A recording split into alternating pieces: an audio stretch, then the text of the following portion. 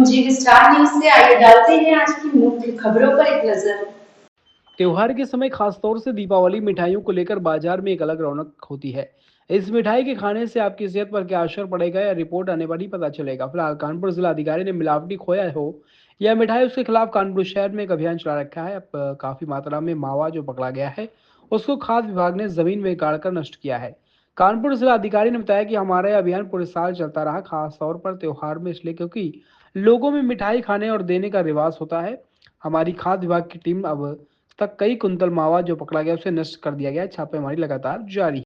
इसको इस तरह से समझने की कोशिश करिए कि जो खोया है उसके स्टैंडर्ड्स है, उसमें कितना फैट हो सकता है, मिल्क प्रोडक्ट होना चाहिए। अगर यदि खोए में किसी ने रिफाइंड ऑयल मिलाया है, कोई ऐसा पदार्थ मिलाया है जो खोया में नहीं है, तो वो अपमिश्रण माना जाएगा, मतलब प्रदूषण माना जाएगा खोए का।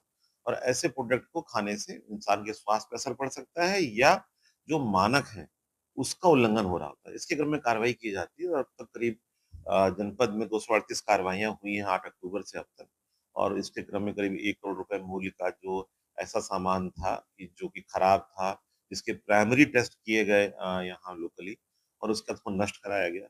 1-2 जगह ऐसा था कि खोया था, उसमें महक भी आ रही थी काफ़ी, तब उसको नष्ट कराना पड़ा। तो ये इस तरह से देखा जाए इसको कि मानकों के विपरीत है कि नहीं। नकली खोए का आशय यहाँ पर यही है कि उसमें रिफाइंड ऑयल आप नहीं मिला सकते, वेजिटेबल ऑयल नहीं मिला सकते फैट के नाम पे। तो चूँकि मिला हुआ था, इस कारण से उनका सैंपल भर के भेजा गया है और उसमें जो और परिणाम आएँगे उसके बेसिस पे कार्रवाई की जाएगी। अक्सर ये देखा गया कि त्योहारों के समय में ही ये ड्राइव चलता है। क्या ये ड्राइव पूरे साल नहीं चलना चाहिए? बिल्कुल, इसमें हमारे पास में 22 लोग हैं सैंपल भरने के लिए और साल भर अभियान चलता है।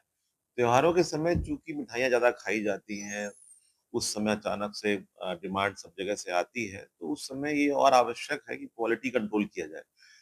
जो खाद्य सुरक्षा अधिनियम है, उसका उद्देश्य नकली के साथ-साथ ये भी लड़ना है जनता के हित में कि जो मानक हैं, जैसे पनीर के मानक हैं फैट के या दूध में से पनीर बनेगा, अगर उसमें कोई भी उन्होंने वेजिटेबल ऑयल मिलाया फैट बढ़ाने के लिए, या खोए में स्किम्ड मिल्क भी अलाउड हो सकता है, लेकिन अगर उसमें वेजिटेबल ऑयल मिलाया है, इसका मतलब है कि वो घी उसका निकाल कर और खोया कहकर आप खोया तभी बेच सकते हैं यदि वो खोया के मानकों को पूरा करता हो।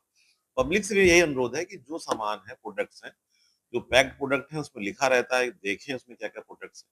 तो यहाँ पर आशा यही है कि जो क्वालिटी किसी पदार्थ के लिए है, फूड स्टैंडर्ड सेफ्टी अथॉरिटी के मानक हैं, उन मानकों के अनुसार वो नहीं होगी, तो वो अपमिश्रण माना जाएगा, अडल्ट्रेशन माना जाएगा, और अगर नकली होगा लैब में, तो और गंभीर परिणाम होते हैं उसके।